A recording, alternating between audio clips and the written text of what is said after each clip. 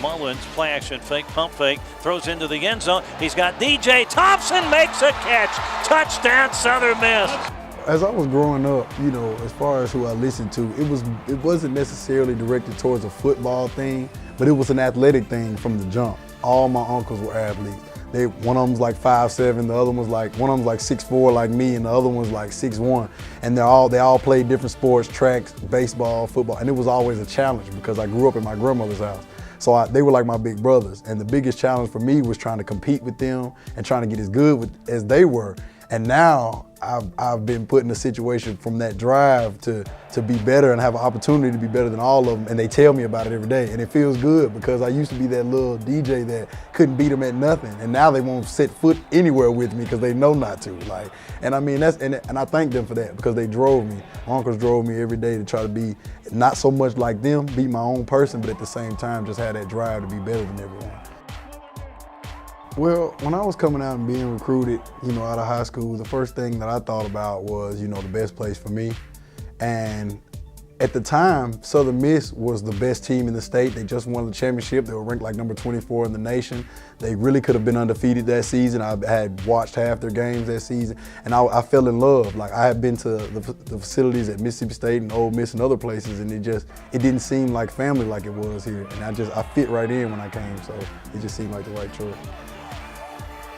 When I first came in my freshman year, trying to learn behind other guys, the one thing that I think that set me like aside from everybody was I was just a guy that kind of ran and would jump over you and catch passes, just did anything athletic that I could that, you know, to help myself out. But now I realize how technical everything is, you know, getting off the ball, pushing routes, running crisp routes, having timing with your quarterback, certain balls that you have to learn how to catch in certain positions. Like, I was always a high point guy and just jump up and go catch the ball on people.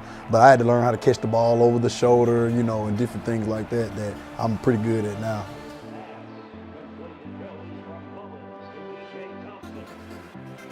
I feel like every year from being in Coach Woodfin's, you know, just in his training program, I feel like he's been helping me with my journey, getting back with my hamstrings and things like that. I was so wound up and tight, and now I can open my stride up and it looks so much better when I'm running that, you know, I think that's gonna be the biggest key to my game is my ability to run now. Like, I think that me exploding off the ball, coming off the ball and playing with speed, playing faster is gonna be the fine line between what happened last year.